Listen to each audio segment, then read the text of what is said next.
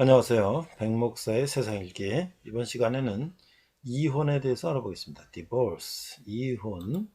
자, 나무위키에 나온 걸 요약을 좀 해봤는데요.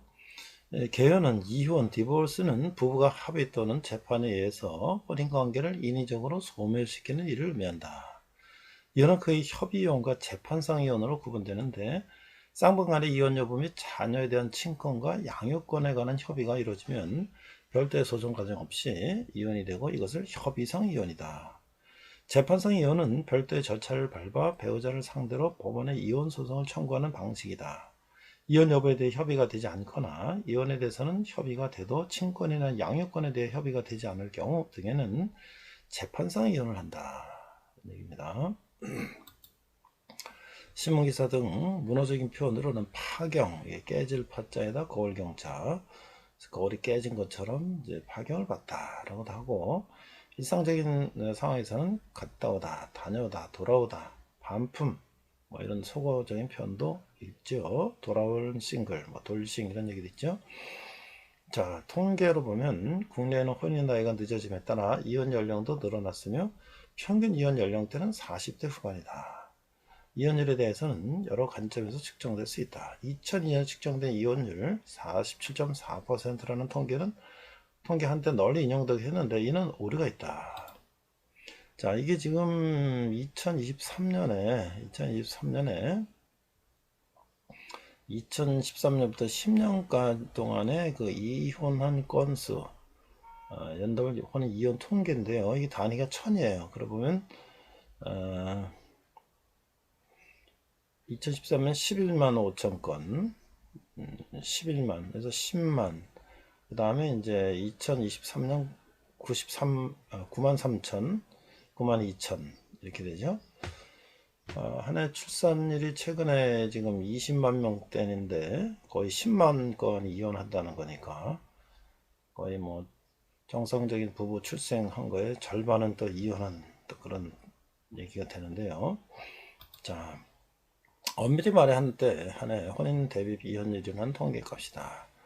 한 해 이혼한 사람, 한 해 결혼한 사람의 비율이 47%라는 것인데, 가령 22년에 100쌍이 결혼을 하고 그의 47쌍이 이혼하면 47%라는 비율이 나오는 것이다. 여기서 오류는 이혼한 사람은 그해, 즉 22년에 결혼한 사람이 아니라 이전에 결혼했던 사람들이 22년에 이혼했을 뿐이라는 것이다. 제대로 되려면 20년 결혼한 커플을 추적하여 추 이혼한 것을 확인하여 계산해야 진정한 이혼율이 되는 것이다.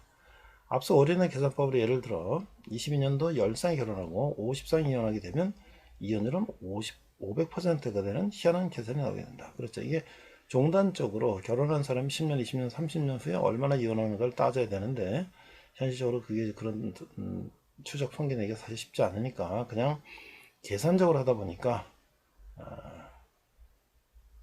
결혼한 사람은 당해년도밖에 조사가 안 되고, 또 이혼하는 것도 당이 이혼하는, 그 다음에 당에 결혼한 사람이 이혼하는 게 아니라 누적된 사람이 이혼하는 거니까 이게 다 통계적으로 좀 오류가 있다는 얘기죠. 한편 2004년 법원행정처는 살아있는 사람들의 전체 혼인 건수가 2,815만 건에 의해서 전체 이혼 건수가 262만 건 대비해서 이혼율을 하면 토탈로 보면 한 10%가 된다. 뭐 이것이 더 현실적인 걸 수도 있죠. 통계청 인구 동향 조사 2010년, 2010년 혼인 상태 생명표에 따르면 2010년 기준 결혼 이혼으로 종료할 확률은 남자는 25.1, 여자는 24.7, 보통 비슷하네요.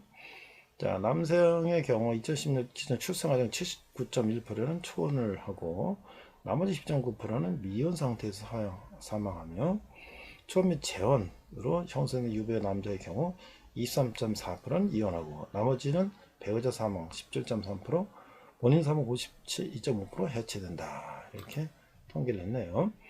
여성의 경우는 2010년 기준 출생아 중 84.9%는 초혼을 하고 15.1%는 미혼 상태에서 사망하며, 초혼 및 재혼으로 형성된 유배우 여자의 경우 24.5%는 이혼하고 나머지는 배우자 사망 66.7%, 본인 사망 13.0%로 해체된다.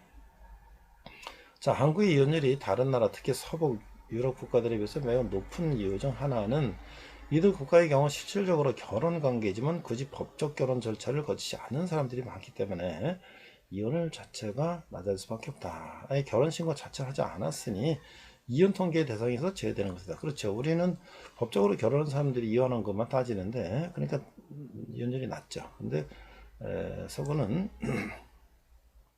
이제 뭐 동거나 뭐 이런 건 사실 통계가 잡히지 않죠.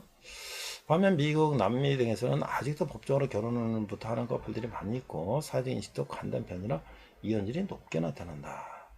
자, 외국을 보니까 사회적 여건 때문에 큰 상처를 안고 살아가는 경우도 많다. 이런 것을 막기 위해 황혼이혼하는 경우가 종종 있으며 이 황혼이혼은 현재 새로운 사회적 이슈로 떠오르고 있다. 우리나라도 지금 황혼이혼이 많이 늘어난다고 그랬죠. 대한민국에서는 이혼이 합법적인 행위임에도 그 자체를 수치스럽게 여겨 시시하거나 그냥 참고 사는 경우가 많았다. 하지만 현대 들어서는 그런 관념은 사라진 편이다. 미국, 유럽, 한국의 생애 이혼율은 1970년대 이후 세대에서는 그리 큰 차이가 나타나지 않는다. 결혼율도 그 비등하게 상당히 감소하고 있는데 동거율은 그다지 높지 않아 1인 가구의 비중이 세대를 불문하고 상당히 높다. 미국의 경우에 일부 주에서는 재산 분할을 할 때 혼인 기간 동안 발생한 재산뿐 아니라 모든 재산을 나누기도 한다. 한 명은 일하고 한 명은 집안일을 했어도 이제 뭐 얄짤없다 이렇게 표현이 되어 있네요. 이런 식으로 재산 분할을 받아서 벼락부자가 된 이혼녀는 드라마, 특히 미국 드라마의 단골 소재다. 재산 분할은 공정하게 하는 게 원칙이지만 서로 합의를 봐서 분할하는 경우도 있다. 우리나라도 지금 재벌과 대통령 딸의 이혼이 지금 큰 이슈가 되고 있죠.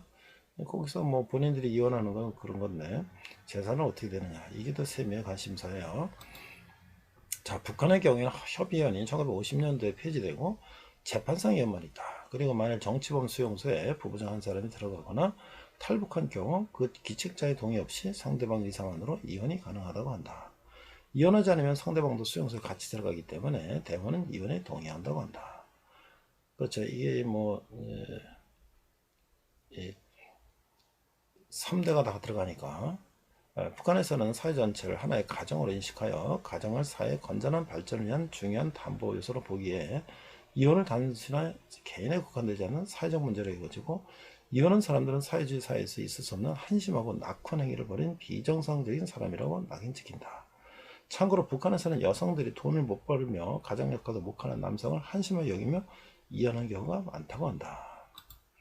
자, 필리핀에서는 이혼이 불법이다. 국민 다수가 믿는 천주교 경향 때문이다. 다만 법적 별거는 있다. 자, 이혼 사유를 보면 뚜렷하지는 않으나 일단 이혼 신고서 인구 동향 조사 항목에서는 7개 보기로 조사하고 있다. 2010년 통계에 하면 배우자 부정, 정신적, 육체적 학대, 가족 간 불화, 경제 문제, 성격 차이, 건강 문제, 기타 등등 집계되어 있다. 본인이 파탄난 경우가 복합적인 경우가 일반적이며 달랑 한 가지 이유만으로 이혼하는 경우는 적다. 그럼에도 공통점이 있는데 정상적인 부부관계를 유지할 수 없는 상황이라는 점이다. 자, 세 번째는 이제 경제적인 문제인데요. 한국노동연구원 통계에 따르면 남편의 경제력에 따라 이혼율이 급격히 차이가 나는 것으로 조사됐다. 남편의 월 소득이 1,000만 원 이상이면 남편이 원해야지만 이혼이 발생할 정도로 이혼율이 낮다. 이게 경제적인 이유가 크다는 얘기죠. 반면 남편이 실직했을 경우 2년 내 이혼할 확률이 급격히 올라갔다. 아내가 실직하는 것은 이혼율과 유의미한 상관관계를 나타내지 못했다. 그렇죠. 남편이 경제적인 능력이 있고 여성이 실직해도 별 문제가 없는데 남성이 이제 실직하게 되면 이혼 사유가 된다 이런 얘기죠. 우리 여성은 전업주부일 때 이혼율이 낮은 것으로 나타났다. 이는 전업주부의 경우 경제적으로 자립할 능력이 당장은 마땅치 않기 때문에 이해된다. 안 그래도 집안 사정도 안 좋은데 배우자가 실직한 상태에서 재cep을 하지 않고 몇 년이고 유흥에 빠져도 방탕하게 살고 자녀를 돌보지 않는다면 이런 아내 남편을 데리고 살 배우자는 단연컨대 거의 없다. 또한 경제적 이유로 이혼하게 되는 경우 생활급뿐 아니라 배우자가 사치, 도박, 사채 등 씀씀이가 해프거나 혹은 자신도 모르게 배우자가 빚을 져서 이혼하게 된 사례도 많다. 심할 경우 배우자가 처음부터 재산을 노리고 접근한 게 밝혀져 이혼하는 사례도 있다. 그다음 이제 불륜. 참고로 불륜은 가장 대표적인 이혼 사유임에도 이를 인지한 날로부터 6개월, 그 사유가 날로부터 2년을 경과한 후에는 이혼 사유로 삼을 수 없다. 최근에 이제 간통이 이제 위헌이 아니다 이렇게 돼 있죠. 그래서 이제 이것도 좀 많이 이제 변한 것 같아요. 자, 가정불화. 한때 남편 아버지의 지위가 높았던 시절 처자식을 유력으로 다스리던 시대를 살았던 세대가 현재 한국의 노년 중년 세대이다. 현대는 여성의 지위가 높아지고 가정폭력이라는 비율이 적어지긴 했지만 여전히 분명 존재한다. 아내가 강해져인 경우는 상대적으로 드물지만 없는 것은 아니다. 사회적으로 남자와 여자를 함부로 공격해서는 안 되고 여자에게 맞고 다니는 남자를 찌질하고 못난 인간으로 바라본다는 점을 악용해 아내가 남편을 학대하는 경우도 있다. 한편 물리적인 폭력만 사용하지 않는다 뿐 남편이 새벽에 와서 문을 부설 정도 두드리며 부부가 밤마다 언성 높이고 싸워서 잠을 설치는 일이 잦은 가정물화도 충분한 이혼 사유가 된다. 성격 차이. 법원에 제출한 이혼신고 통계에 2010년도까지 가장 많은 이혼 사유로 뽑힌 것이 성격 차이다. 실제로 배우자 부정이나 경제 문제에서 온 문제임에도 불구하고 성격 차이가 겉으로 보기 가장 그럴듯하니까 이쪽으로 기재하는 경우가 종종 있다. 2020년도에 불륜에게 가장 많은 이혼 사유 순위를 빼앗겼다. 불륜이 첫째, 경제 문제가 둘째. 그러나 과거에는 상기된 것처럼 핑계인 사례가 많았으나 최근에는 부부가 갈등을 참지 못하고 이혼을 선택하는 경향이 강해져 실제로도 경제력이나 다른 핑계와는 아무런 관계없이 성격 차이 때문에 이혼이 상당수다. 성격 차이, 경제적, 그 다음에 불륜. 서로 다른 환경에 자라는 사람들이 함께 생활하다 보면 성향이나 가치관, 생활습관 차이에 따른 충돌과 다툼이 불가피하다. 이렇게 반복되고 당사자들이 이를 더 이상 감당하지 못하겠다고 판단하면 결국 이혼을 선택하는 건 물론 불륜 경제 문제가 아니라면 정말로 부부간의 성격이 달라 생기는 갈등이 이혼의 실제 이유다. 특히 황혼이혼이 증가하는 것과도 관련이 큰데 과거에는 기왕이 지금껏 살아온 것 조금만 버티면 누구 하나는 가겠지 하고 참고 사는 추세였다면 오늘날에는 의학이 발달하여 평균 수명이 늘어났기 때문에 마음에 안 들고 성격도 안 맞는 배우자 수십 년을 더 살라고 하는 식으로 인식이 바뀐 측면도 있다. 또 경제 문제와 교집합이 되는 경우인데 본래는 경제 문제로 갈등이 시작했는데 그 경제 문제가 해결이 되었음에도 갈등이 해소되지 않고 다른 부분에서 충돌이 일어나는 경우나 결국에는 성격 차이를 이유로 이혼을 하는 경우도 있다. 예시를 들면 결벽증인 사람과 위생적이지 않은 사람이 결혼한 경우가 있다. 서로 사랑해서 결혼까지 했는데 정작 살다 보니 성격이 극과 극이라 계속된 다툼 끝에 이혼까지 오는 경우가 이런 배우나 연예인 스포츠맨도 있다는 거죠. 기타 대한민국 법원 전자민원센터의 갈등 저감형 이혼소장은 다음과 같이 재판상 이혼 사유를 예시하고 있다. 예시기는 하지만 어지간한 이혼 사유는 다 막나고 있다고 봐도 과언이다. 배우자 위의 사랑과 동거, 출산, 배우자 위의 성관계, 기타 부정행위가 있고요. 장기간 별거, 가출, 자진외박, 폭행, 폭언, 욕설, 무시, 모욕, 그 다음에 시가처가의 갈등, 시가처가에 대한 지나친 의존, 마약, 알코올, 약물 중독, 알코올 중독, 도박, 게임 중독, 정당한 이유 없는 과다한 채무 부담, 정당한 이유 없는 생활 미지급, 사치 낭비, 기타 경제적 무책임, 가정에 대한 무관심, 애정 상실, 태아 단절, 극복할 수 없는 성격 차이, 원치 않는 성관계 요구, 성관계 거부, 회복하기 위한 성적 문제, 회복하기 위한 성신질환, 배우자에 대한 지나친 의심, 범죄 구속, 과다한 음주, 전원 자녀의 갈등, 종교적인 갈등, 자녀 학대, 이혼 강요, 배우자의 숨겨진 이력, 국내 미국, 해외 거주 등등인데요. 부부라는 것이 결국은 서로가 나를 위해서 결혼한 거라면 상대가 조금만 부족하면 결혼할 취소가 쉽지 않겠죠. 서로가 서로를 위하는 거라면 서로 부족해도 감싸주고 가야 되는데 갈수록 사람들이 이기적이 되는 것 같고 또 이런 갈등을 참지 못하는 것 같아서 점점 이혼율이 올라가는 것 같습니다. 자, 그래서 백목사의 세상 읽기 이혼에 대해서 알아봤습니다. 자, 이번 시간은 고린도전서 세 번째 시간으로서 그리스도인의 건강한 결혼관 7장을 중심으로 말씀을 나누고자 합니다. 자, 고린도서 7장 9절, 14절 한 절입니다. 14절. 자막을 보고 한글과 영어로 함께 읽어보도록 하겠습니다. 믿지 아니하는 남편이 아내로 말미암아 거룩하게 되고 믿지 아니하는 아내가 남편으로 말미암아 거룩하게 되나니 그렇지 아니하면 너희 자녀도 깨끗하지 못하니라. 그러나 이제 거룩하니라. 자, NIV 성경입니다. For the unbelieving husband has been sanctified to his wife, and the unbelieving wife has been sanctified to her believing husband.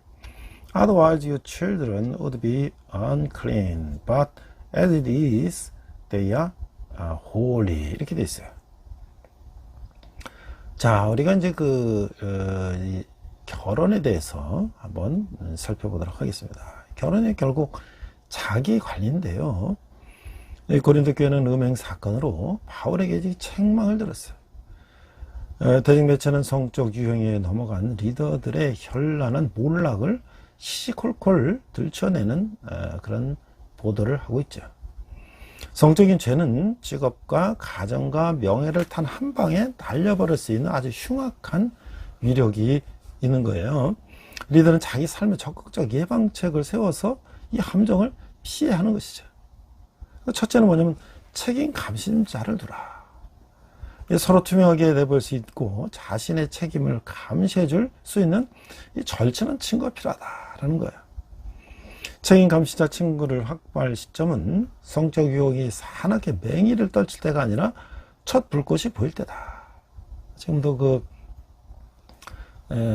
기독교의 아주 높은 지혜 있는 그 목사님의 지금 성적인 문제 때문에 굉장히 지금 아주 이슈가 되고 있고 참 교회의 전도에 참 어려움이 있죠. 이것도 이런 감시가 없었기 때문에 그랬던 것이죠. 둘째, 자신의 경고에 귀 기울여라. 영적 리더라면 불륜의 늪이나 성적인 죄에 빠진 사람들을 상담해 준 적이 여러 번 있을 것이다. 자신이 남들에게 들려주는 그 지혜를 자신에게도 적용해야 된다. 그렇죠? 셋째, 결과를 생각하라. 현명한 리더는 한 번의 부주의한 이기적 결정이 자신의 일과 명예와 우정과 가족을 앗아갈 수도 있고 하나님과의 관계도 심각한 피해를 입힐 수 있다는 사실을 환기해야 된다. 넷째는 건강한 습관을 기르라. 신중한 리더는 자신의 성적 유혹에서 지키기 위해서 아내, 남편, 아니면 여자, 남자와 단둘이 만나거나 돌아다니거나 식사를 하지 않는다는 등의 구체적인 방안을 세운다. 이 다섯째 지도자는 기도하고 기도를 부탁하라. 리더는 하나님께서 자신을 흠없이 지켜달라고 기도해야 된다. 또한 배우자에게도 중보기도를 부탁해야 한다. 도덕적 순결을 간절히 구하는 리더에게 하나님의 은혜와 보호의 울타리를 둘러쳐 주신다. 오늘 결론이에요, 결론. 자, 그러면 우리가 7장을 한번 살펴보겠습니다. 첫 번째, 결혼에 관한 일반적인 원리. 결혼에 대해서 바울이 이렇게 말하고 있습니다.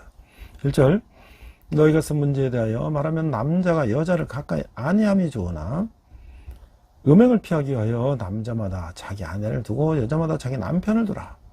남편은 그 아내에 대해 의무를 다하고 아내도 그 남편에게 그렇게 할지라. 아내는 자기 몸을 주장하지 못하고 오직 남편이 하며 남편도 그와 같이 자기 몸을 주장하지 못하고 오직 그 아내가 하나니 서로 분방하지 말라. 다만 기도할 틈을 얻기 위하여 합의상 얼마 동안은 하되 다시 합하라. 이는 너희가 절제 못함으로 말미암아 사탄이 너희를 시험하지 못하게 하려 함이라. 6절, 그러나 내가 이 말을 하면 허락이요 명령은 아니니라. 7절, 나는 모든 사람이 나와 같기를 원하노라. 그러나 각각 하나님께 받은 자기의 은사가 있으니 이 사람은 이러하고 저 사람은 저러하니라. 그래서 우리가 이 말씀을 통해서 결혼에 대해서는 우리가 일반적인 원리를 발견할 수가 있는데요. 이 첫 번째 보면 남편과 아내는 서로에 대해서 의무를 다해야 한다는 것이죠. 고린도 성도들 중에 성적 관계를 하지 않는 것이 좋다고 믿는 이들이 있었어요. 이는 고린도 교회 안에 들어온 극단적 금욕주의 영향 때문이라는 거예요. 그러나 음욕을 방지하기 위해서는 결혼해서 남편과 아내가 서로에 대한 의무를 다하는 것이 바람직하다. 기도에 전념하기 위해 합의한 경우에는 얼마 동안 떨어져 있을 수 있어요. 부부가 분방하지 말아야 하는 이유는 사단의 유혹에 넘어가지 않기 위함이라는 것이죠. 바울은 독신을 권하면서도 각각 하나님께 받은 은사대로 행하라고 말하고 있는 것이죠. 독신의 은사를 받았다면 독신으로 지내지만 그런 경우가 아니라면 결혼한 것이 좋다고 하는 거예요. 자, 그럼 이런 질문을 할 수가 있어요. 결혼한 부부가 서로에 대한 의무를 다해야 하는 이유는 무엇일까요? 나는 배우자를 위해서 무엇을 기도하며 또는 어떻게 헌신하나요? 그렇죠? 결혼은 상대방과 같이 한 거기 때문에 상대방에 대한 의무를 다해야 된다라고 하는 것이죠. 나의 이익대로만 하는 것이 아니라는 것이죠.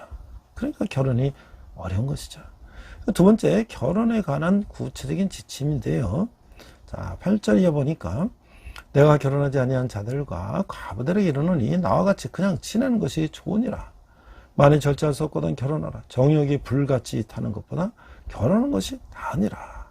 결혼한 자들에게 내가 명하노니 명하는 자는 내가 아니요 주님인데 여자는 남편에게 갈라서지 말고 만일 갈라졌으면 그대로 지내든지 다시 그 남편과 화합하든지 하라. 남편도 아내를 버리지 말라. 그 나머지 사람들에게 내가 말하노니 이는 주의 명령이 아니라 만일 어떤 형제에게 믿지 아니한 아내가 있어 남편과 함께 살기를 좋아하거든 그를 버리지 말며 어떤 여자에게 믿지 아니하는 남편이 있어 아내와 함께 살기를 좋아하거든 그 남편을 버리지 말라. 오늘 본문이죠. 14절. 믿지 아니하는 남편이 아내로 말미암아 거룩하게 되고 믿지 아니하는 아내가 남편을 말미암아 거룩하게 되나니 그렇지 아니하면 너희 자녀도 깨끗하지 못하니라. 그러나 이제 거룩하니라. 15절. 믿지 아니하는 자가 갈리거든 갈리게 하라. 형제나 자매나 이런 일에 구애될 것이 없느니라. 그러나 하나님은 화평 중에서 너희를 부르셨느니라. 아내된 자여 내가 남편을 구원하려는지 어찌할 수 있으며 남편된 자여 내가 내 아내를 구원하려는지 어찌할 수 있으리요. 자, 이 결혼에 관해서 구체적인 지침인데요. 바울은 결혼과 관련해서 구체적인 지침을 말하고 있어요. 사실 호라비들과 과부들은 그냥 지내는 것이 좋지만 도덕적 절절이 없으면 결혼하는 것이 낫다고 하는 거예요. 절제할 수 없어서 죄 짓는 것보다는 결혼하는 것이 낫다라고 하는 것이죠. 그러니까 둘째, 결혼했다면 이혼하지 말아야 된다. 음행의 어떤 이유로도 배우자를 버려서는 안 된다라고 하는 것이죠. 이는 예수님 명령인 것이죠. 마태복음 5장 31절 32절의 말씀이에요. 셋째는 믿지 않는 자와 결혼한 성도는 배우자와 함께 살기를 원하면 헤어지지 말아야 한다. 그럴 때 배우자는 구원의 길로 이끄는 통로가 될 수 있기 때문이라는 거예요. 화평한 부부관계를 유지하는 것이 좋으나 배우자가 심한 고통이나 박해를 간다면 부득불 갈라설 수는 있어요. 그러나 이는 매우 심각한 경우에 한정되어야 된다라고 말씀하고 있죠. 자, 우리도 여기서 이런 질문을 할 수가 있어요. 바울은 믿지 않는 자와 결혼한 성도에게 어떤 지침을 주고 있나요? 믿지 않는 배우자의 구원을 위해서 내가 할 수 있는 일은 무엇일까요? 그렇죠. 나를 통해서 그 전도할 수 있다면. 자, 세 번째는 그 유대인과 이방인에 대해서도 이렇게 말씀을 하고 있어요. 17절. 오직 주께서 각 사람에게 나눠주신 대로 하나님이 각 사람을 부르신 그대로 행하라. 내가 모든 교회에서 이와 같이 명하노라. 18절. 할례자로서 부르심을 받은 자가 있느냐? 무할례자가 되지 말며 무할례자로 부르신 자가 받은 자가 있느냐? 할례를 받지 말라. 19절. 할례 받은 것도 아무것도 아니요 할례 받지 아니한 것도 아무것도 아니로되 오직 하나님의 계명을 지킬 따름이니라. 자, 이렇게 유대인과 이방인에 대해서 이제 이렇게 말씀하고 있는데요. 성도는 하나님의 부여하신 환경과 조건을 받아들이고 만족해야 한다는 거예요. 바울 당시 할례를 받은 일부 유대인은 간단한 외과적 수술로 할례 흔적을 지우려고 했어요. 이는 헬라인과의 교제나 사업을 위한 것이었죠. 유대인은 할례를 받았기 때문에 남성의 성기에 그 표피를 뺀 흔적이 있죠. 근데 그걸 다시 이게 어떻게 지운다는 거예요. 그 목욕탕에서 만났을 때 할례를 받은 것이 드러나면 이를 싫어하는 헬라인으로부터 불이익을 당할 수 있기 때문에 그랬다고 하는 거예요. 한편 유대주의자들은 이방인 하나님 백성이 되려면 할례를 받아야 한다고 주장했어요. 그러나 할례는 구원의 조건이 아니라고 하는 거예요. 구원은 오직 주님을 향한 믿음과 순종에 있다고 하는 것이죠. 성도는 자신의 처지와 한계에 얽매이지 말고 하나님의 말씀을 지켜 행하는 데 집중해야 된다라고 하는 것이죠. 여기서 우리는 이런 질문을 할 수가 있어요. 할례 여부를 따지지 말고 하나님 계명을 지켜야 하는 이유는 무엇일까요? 복음의 본질 구원의 진리와 무관한데 내가 집착하는 것은 무엇일까요? 그렇죠. 우리가 본질에 충실해야 한다. 본질, 형식과 그런 것에 집착하다 보면 본질을 놓칠 수가 있다.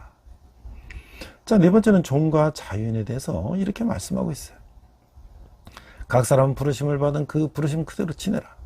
내가 종을 했을 때 부르심을 받았느냐. 염려하지 말라. 그러나 내가 자유롭게 될 수 있거든 그것을 이용하라.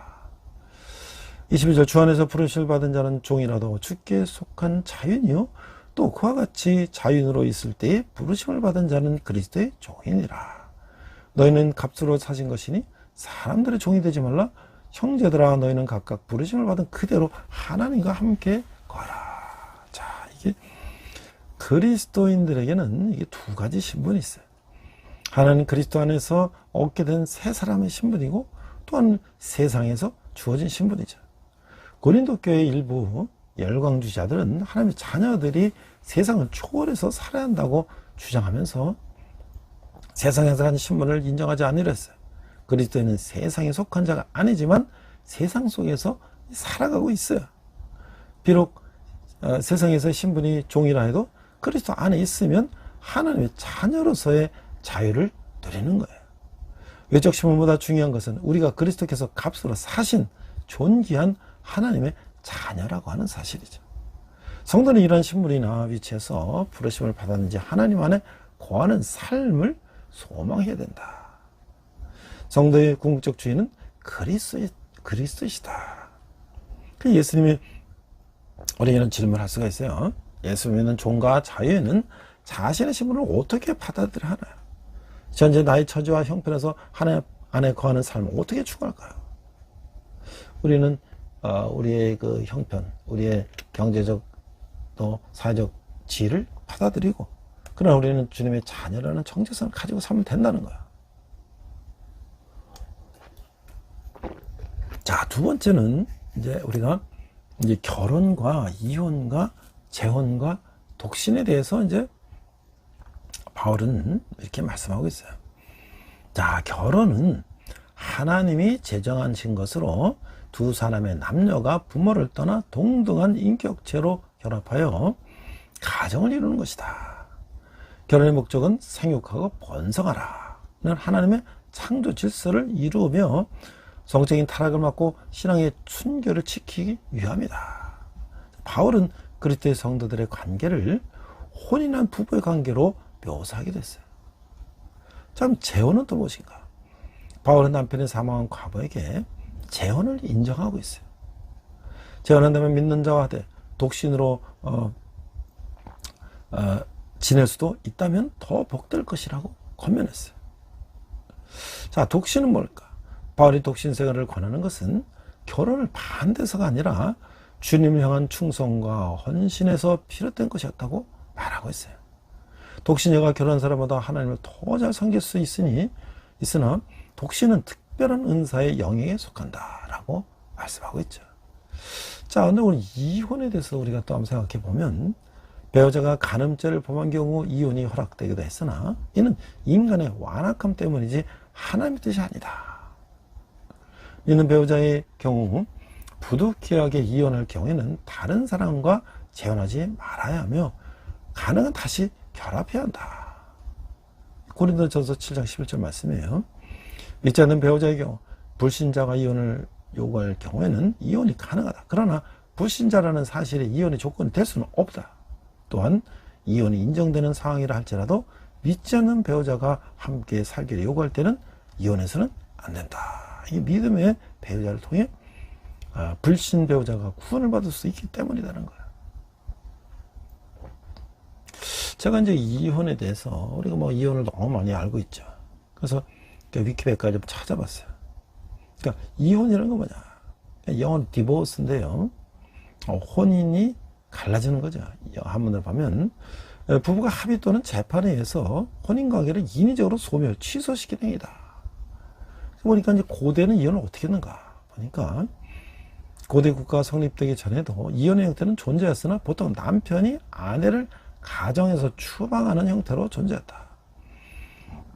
고대 국가의 성립 이후 각 국가에서는 언어와 문서화한 성문법이 등장했으며 이때 이혼에 대한 조항과 사유를 기술하기 시작했다. 그래서 서양에서는 19세기 산업혁명 이전까지, 동해에서는 20세기 초 제1차 세계대전 이전까지 성문법은 존재했으나 법적 절차 없이 관습법이나 풍속에 근거하여 남편이 가정에서 아내를 가정에서 추방하는 형태로 이혼이 진행됐다.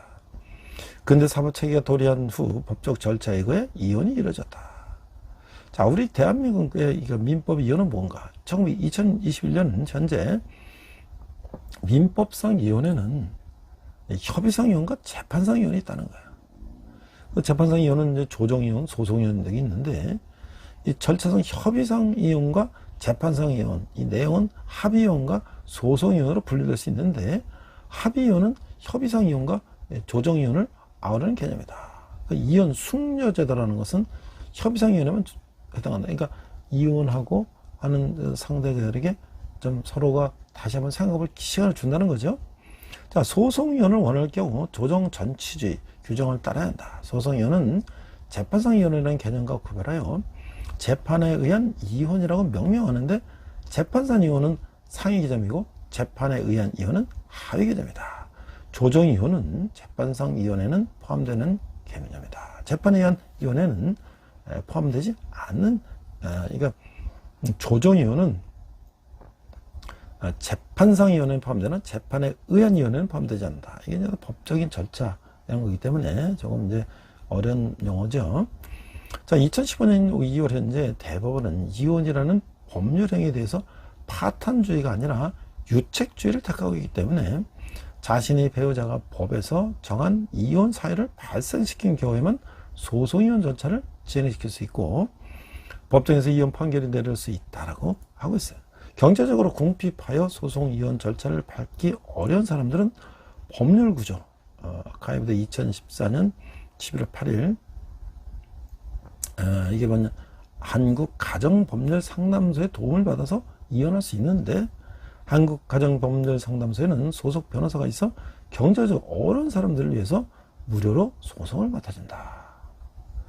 한국에서는 1898년 광무개혁 이후 근대적 형태의 이혼 제도가 도입되었다. 일제강점기부터 1978년까지 협의이혼은 이혼 신고만으로 성립했으나 부부 중 한쪽, 특히 남편의 강박이나 사기에 의한 이혼 신고를 받기 위해서 1977년 12월 31일 민법 제836조가 개정되어서 1979년 1월 1일부터는 당사자 양쪽이 가정법 판사의 협의이혼 의사 확인을 받아야만 협의이혼이 이혼 신고를 할 수가 있게 됐다는 거죠. 2000년 들어서는 부부가 양형비, 친권 행사자, 면접 교섭권 등 미성년자인 자녀에 관한 중요한 법률적인 문제를 정하지 않은 채 혼인관계만 해소해 자녀들의 복리를 등한시하는 것이 사회적인 문제가 되었다. 이 때문에 2007년 12월 21일 민법 제836조 2가 신설되어서 2008년 6월 20일부터 이혼 숙려 제도가 시행됐다. 이혼 숙려 제도는 부부에게 미성년자인 자녀, 임신 중인 자녀를 포함해서 있는 경우에는 3개월, 그 밖의 경우는 1개월의 숙려 기간이 지나야만 협의이혼 의사 확인을 받을 수 있도록 하는 제도이다. 또 미성년자인 자녀가 있는 경우에는 확인 기일 전에 그 자녀의 양형 및 친권 행사자가 정해져야만 협의이혼 의사 확인을 받을 수가 있다. 그러나 미성년자인 자녀의 양형 및 친권 행사자, 면접 교섭권을 합의하거나 미성년자인 자녀가 없는 경우에는 재판상 이혼의 조정제도, 조정이혼을 이용하여 이혼 숙려 기간을 거치지 않고 이혼할 수가 있다. 그러니까 이혼이라는 게 부부 당사자들 간의 뭐 경제적 성격 차이, 기타 등등 이런 거로 이혼을 하고자 하지만, 사실 거기는 그 죄 없는 아이들이 있다는 거죠. 그 아이들이 부모 이혼으로 좀 어려운 상황 속에 놓이게 되는 것이 또 참으로 이게 참 슬픈 일인 것이죠. 자, 그래서 이제 이 바울은요, 2000년 전에 고린도 교회 성도들에게 이 결혼과 이혼과 독신에 대해서 이렇게 계속 설명하고 있어요. 자, 독신의 유익에 대해서 7장 25절 35절 보니까 처녀와 과부에게 주는 이 권면인데요. 25절, 처녀에 대하여는 내가 주께 받은 계명이 없을 때 주의 자비하심을 받아서 충성스러운 자가 된 내가 의견을 말하노니, 내 생각엔 이것이 좋으니 곧 임박할 환난으로 말미암아 사람이 그냥 지내는 것이 좋으니라. 내가 아내에게 매였느냐, 노이기를 구하지 말며 아내에게서 노였느냐, 아내를 구하지 말라. 그러나 장가도 채지는 것이 아니요 처녀가 시집가도 채지는 것이 아니로되 이런 이들은 육신의 고난이 있으리니 나는 너희를 아끼노라. 19절 형제들아 내가 이 말을 하노니 그때가 단축하여진 거로 이후부터 안에 있는 자들은 없는 자같이 하며 우는 자들은 울지 않는 자같이 하며 기쁜 자들은 기쁘지 않은 자같이 하며 매매하는 자들은 없는 자같이 하며 31절 세상 물건을 쓰는 자들은 다 쓰지 못하는 자같이 하라. 이 세상의 외형은 지나감이라. 너희가 염려 없기를 권하노라. 장가가지 않는 자는 주의 일을 염려하여 어찌하여 주를 기쁘게 할까 하되 장가간 자는 세상 일을 염려하여 어찌하여 아내를 기쁘게 할까 하며 마음이 갈라지며 시집가지 않은 자 처녀는 주의 일을 염려하여 몸과 영을 다 거룩하게 하되 시집간 자는 세상 일을 염려하여 어찌하여 남편을 기쁘게 할까 하느니라. 35절 내가 이것을 너에게 말하면 유익을 위하며 너에게 올무를 노래함이 아니니 오직 너희로 하여금 이치에 합당하게 하여 흐트러짐 없이 주를 섬기게 하려 함이라. 자, 이게 독신의 유익이 뭘까요? 바울은 주님 이 명령은 아니지만 이 사도적 판단으로 권면을 하고 있어요. 그는 처녀와 총각이 독신 상태로 있기를 권하고 있어요. 물론 결혼하는 것이 죄는 아니에요. 바울은 임박한 환난으로 인해 그냥 지내는 것이 좋다고 말하고 있어요. 그때가 단축해진 거로 이 세상의 유행은 지나감이라. 이 묘사는 당시의 고린도 성도들이 경험하던 그 어떤 위기상과 연결돼요. 아마 인들의 박해가 있을 수도 있고 여러 가지 있을 수 있겠죠. 종말의 직을 지닌 성도라야 지나가버린 이 세상의 외형을 아무것도 아닌 것으로 여기며 살 수가 있는 것이죠. 결혼은 창조주에 속한 일이기에 죄가 아닙니다. 바울은 주님을 향한 헌신에 집중하는 측면에서 독신을 지내는 것이 낫다고 권면한 것뿐이죠. 여기서 이런 질문을 할 수 있어요. 바울의 결혼보다 독신을 권면하는 이유는 무엇일까요? 어떻게 보면 결혼 후에도 주님을 향한 사랑과 헌신을 변함없이 유지할 수 있을까요? 믿음 생활하는데 권면한 것이죠. 그래서 이제 가톨릭의 신부님이나 수녀님들이 이제 신앙생활에서 독신하는 그런 경우도 있겠습니다만은, 그러나 그것이 우선이 아니고 창조 질서에 우리가 결혼해서 사역하고 번성하는 게 우선인데 특별한 경우에 그렇게 얘기를 한 것이겠죠. 자, 6번째 결혼과 재혼에 대해서 이렇게 말씀하고 있어요. 그러므로 만일 누가 자기 약혼녀에게 대한 행동이 합당하지 못한 줄을 생각할 때에 그 약혼녀의 혼기도 지나고 그같이 할 필요가 있거든 원한들 하라. 그것은 죄지는 것이 아니니 그들로 결혼하게 하라. 그러나 그 마음을 정하고 또 부득이 한 일도 없고 자기 뜻대로 할 권리가 있어서 그 약혼녀를 그대로 두기로 하여도 잘하는 것이니라. 그러므로 결혼한 자도 잘하거니와 결혼하지 아니한 자는 더 잘하는 것이니라. 아내는 그 남편이 살아있는 동안에 매어 있다가 남편이 죽으면 자유로 자기 뜻대로 시집갈 것이라. 주 안에서만 할 것이니라. 그러나 내 뜻에는 그냥 지내는 것이 더욱 복이 있으리로다. 나도 또한 하나님의 영을 받은 줄로 생각하노라. 자, 이 결혼과 재혼에 대해서 36절, 38절은 해석이 다양할 수가 있어요. 전통적으로 아버지가 혼기가 찬 딸을 결혼시켜야 하는가? 라는 내용에 대한 지침으로 이해했지만, 오늘날은 주로 약혼한 남자가 약혼녀와 결혼해야 하는가? 하는 질문에 대한 지침으로 볼 수도 있어요. 이 개역개정 성경은 후자를 따르고 있는데, 약혼한 남녀의 경우 주님을 섬기고자 독신을 결심하면 그 의사를 존중해 줘야 된다라고 하는 것이죠. 바울은 과부의 재혼에 대해서도 이 지침을 주고 있어요. 과부는 재혼할 수 있으나 주 안에서만 해야 된다. 즉 믿는 성도와 재혼하라라고 하는 거예요. 바울은 재혼의 경우에도 주님께 헌신하는 측면에서 그냥 지내는 것이 더 복이라고 권면을 하고 있어요. 성도는 결혼 여부에 관계없이 주님을 섬기는 삶을 살아야 된다라고 할 수가 있는 것이죠. 여기서 이런 질문을 할 수 있어요. 바울은 과부에게는 어떤 권면을 했나요? 결혼 여부와 관계없이 그리스도인은 어떤 자세로 살아야 할까요? 자, 믿음을 위해서 어쩔 수 없이 독신을 한다는 것도 가능하지만 우리가 믿음 안에서 결혼하고 또 상대방을 위해서 또 전도하는 마음으로 또 살아야 된다는 거예요. 자, 제가 이제 김양재 목사님이 결혼을 지켜야 하는 11가지 이유다. 그래서 이제 여러 이제 예화가 있는데요. 그 가정을 위한 기도는 응답된다. 그러니까 이제 고난 가운데 결혼 생활을 유지하는 그런 집사님의 이야기예요. 자, 최 집사님의 남편은 허리가 아픈 아내와 초등학생 2 아이만을 남기고 잠적했다. 이게 남편이 잠적을 한 거죠. 그 아내는 허리도 아파서 일도 못 하는데 초등학생 2 아이는 어떡하라는 거야. 사실 당연히 이혼 사유가 되죠. 알고 보니 남편은 최 집사의 명의까지 도용해서 억대의 빚을 졌고 최 집사는 하루아침에 신용 불량자가 되었다. 이혼 소송 밖에는 답이 없다고 분노하며 억울해하는 최 집사에게 예배 가운데 하나님 말씀에 기울여 보자고 권면했다. 최 집사는 공동체에서 자신의 상황을 나누고 함께 기도했다. 그러면서 원수는 자신을 속인 남편이 아니라 죽어도 남편에게 돈과 시간, 정성을 쏟고 싶지 않은 자신의 악한 마음임을 깨달았다.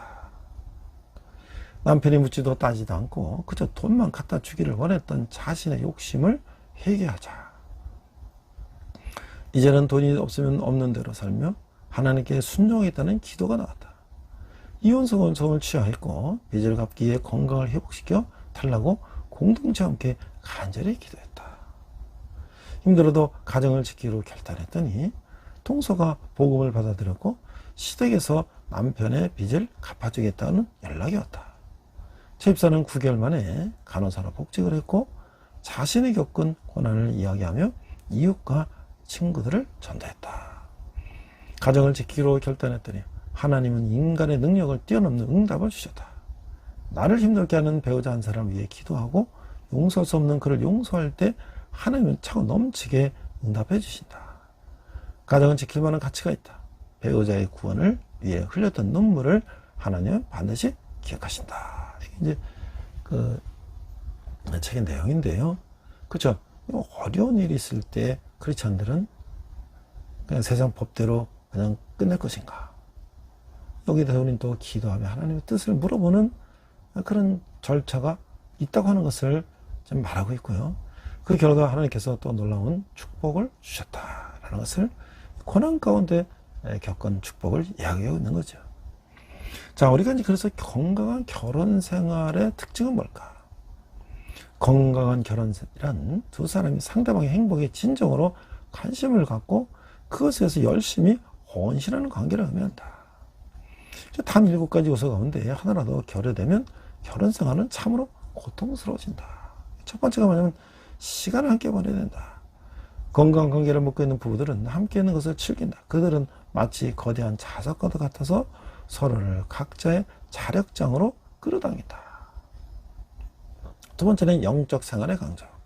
두 사람이 동일한 영적 가치 체계를 갖지 않고 영적인 활동에 함께 참여하지 않는다면 어려운 상황에서보다 쉽게 상처를 받는다. 그 다음에 화해 능력. 어떤 사건에 대해 완벽한 한 가지 견해는 있을 수 없다. 의견 일치보다 서로를 존중해 주는 것이 더 중요함을 기억하고 대화에 충실하게 임해야 한다. 성숙이에요. 성숙한 사람은 자신을 사랑하지만 자신의 약점 또한 기꺼이 인정하고 하나님과 사람들 앞에서 자신을 낮춘다. 성숙함은 실망하고 상처를 입어도 계속 인내하는 것이다. 다섯 번째는 놀이와 유머예요. 아픔과 실망을 극복하는 최선의 방법은 웃는 것이다. 웃음은 긴장을 완화시키고 우리가 현실을 받아들일 수 있도록 도와준다. 친밀감은 감사와 애정 표현이고 신체적인 접촉과 기도 등을 포함하는데 그것은 배우자의 외적인 면뿐만 아니라 내적인 것까지도 모두 아는 것을 의미한다. 7번째 헌신이에요. 좋을 때나 나쁠 때나 부유할 때나 가난할 때나 병들었을 때나 건강할 때나 죽음의 둘을 나눌 때까지 의도적으로 헌신한 두 사람의 관계만큼 굳은 것은 없다 라고 말할 수가 있는 것이죠. 자, 이 그리스도인들은 미래와 현재를 동시에 살펴야 하는 것이죠. 우선 하나님이 주신 미래 비전, 즉 하나님 무엇을 나를 부르셨는가를 알아야 한다는 것이죠. 그 다음은 지금 여기 삶에 대한 현실적인 안목이에요. 성경에서 하나님께서 부르심받은 사람은 삶의 현장에서 열심히 일하던 사람들로 당시 민족이 처한 위기를 극복하는데 합당한 사람들이었어요. 하나님의 부르심대로 사는 사람들은 지금 이곳의 현실과 선한 싸움을 싸우며 다가올 하나님의 나라를 위해서 적극적으로 책임감 있게 행동한다는 거예요. 은혜 하나님이 지금 이곳에 우리를 두신 뜻과 목적을 생각하며 말씀과 성령의 능력으로 하나님의 부르심을 감당해 나가야 할 것입니다. 우리 함께 기도하겠습니다. 하나님 아버지, 은혜를 감사합니다. 부르심에 합당한 삶을 살기를 원합니다. 제게 주신 사명을 올바로 깨닫고 제게 주어진 길을 성실히 걸어가게 하시고 인생의 경주가 끝난 날 주님부터 받을 상급을 기대하며 오늘 하루 충성스럽게 살게 하여 주시옵소서. 감사드리며 예수님 이름으로 기도했습니다. 아멘.